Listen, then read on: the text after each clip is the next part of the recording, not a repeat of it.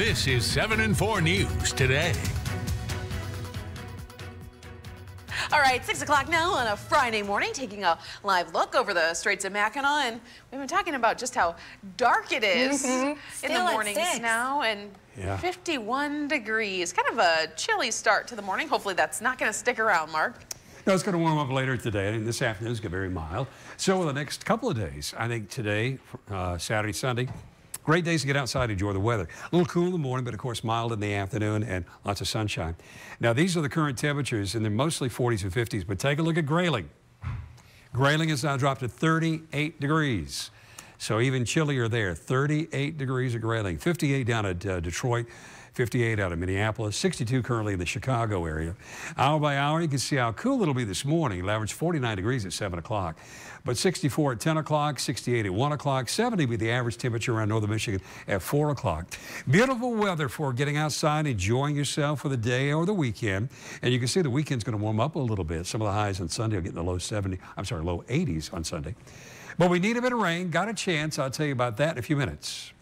All right, thanks, Mark. And of course, a great weather weekend for a big event happening in northern Michigan. Many in the Traverse City area looking forward to the Ironman. Of course, athletes coming in from all over the world, but it's going to make driving a bit of a hassle. So just a reminder, the Ironman Triathlon is scheduled for this Sunday. Now for the bicycle and running portion of the event, roads in the area are going to be either closed or become one-ways.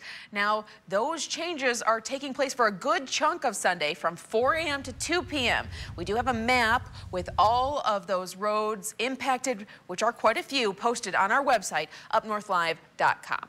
And we haven't forgot about the swimmers either. Swimming, huge part of the Ironman, and organizations are taking precautionary measures to assure the safety of those athletes. The Coast Guard has established a temporary safety zone, you can see on your screen here, in the southern west arm of Grand Traverse Bay. On your screen, we have the map here. It will also be on our website, UpNorthLive.com. The temporary zone will be in effect from 6:15 a.m. to 9:45 a.m. on Sunday, and while the zone is still active, all vessel traffic in that area is prohibited.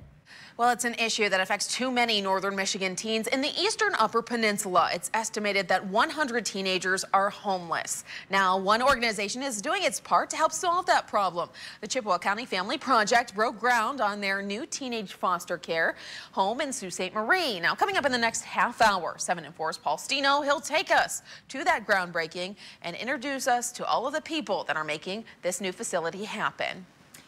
Well, happening in Lansing right now, there seems to be a little movement forward on the budget front. 7 and 4's political reporter Mackenzie Frost explains where the stalemate stands now.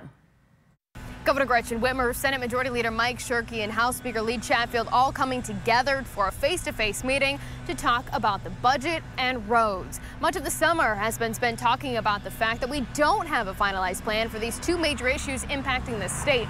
The meeting was closed to the media. However, I'm told by Republican staffers that progress was made and, quote, they'll be back at it again next week. However, that feeling of optimism not mirrored by those in the governor's office. A spokesperson for Governor Gretchen Whitmer saying the plan proposed by Republicans today is not one she's willing to sign. So we'll have to wait and see what happens next week. Lawmakers are coming back to Lansing after spending much of the summer in their home districts, and we have to keep in mind that October 1st deadline. Have a budget signed or risk a government shutdown. In Lansing, Mackenzie Frost, back to you. And you can read more about the governor's conversations about the state's budget on our website, UpNorthLive.com. 6:04 now. There's global outrage over those fires raging across the Amazon region of South America. We've been telling you about this all week. Now more than 70,000 fires are burning in Brazil's Amazon rainforest. Now photos and videos of the fires have quickly spread on social media with concerns over the consequences of both air quality and biodiversity. Nicknamed the Earth's lungs, trees in the Amazon release 20% of our planet's oxygen and lock up carbon dioxide. Now, an earth scientist at NASA explains the global impact of these fires. So what starts in the Amazon doesn't stay in the Amazon. The Amazon is a critical resource, a harbor of biodiversity and a storage of carbon. When it burns, that carbon is released to the atmosphere. It changes air quality for people near and far, and it changes our planet by adding greenhouse gases and exacerbating the problems of climate change. And here's a look at those wildfires from space. NASA satellites captured a large cloud of smoke moving across South America both Wednesday and Thursday. And once again, those fires have hit a record number this year, being detected so far by Brazil's Space Research Center, 72,000 fires once again. And concerns are continuing to grow over Brazil's president's policy on the environment. The surge marks an 83% increase over the same period of 2018. President Trump will be heading to France for the G7 summit this weekend. French President Emmanuel Macron said Wednesday that he would forgo the tradition of ending the summit with a joint agreement of some sort. Macron cited President Trump's prior decision to withdraw from a landmark climate agreement as a reason that it would be tough to show a united front. All right, can't wait to share this next story with you. It is the must-see film of the year, coming from film critic me, Lauren Springer. It's the story of a man with Down syndrome pursuing his dream of becoming a pro wrestler. And we, Lauren Springer, got the chance to talk to the Traverse City man who helped bring that film to life. That's after the break. Travel forecast looks good by land anywhere around the Great Lakes region or water. It's going to be an easy travel, it looks like, as far as the weather goes. Don't see any issues. A little cool in the morning, mild in the afternoon, plenty of sunshine the next few days, all the way through the weekend.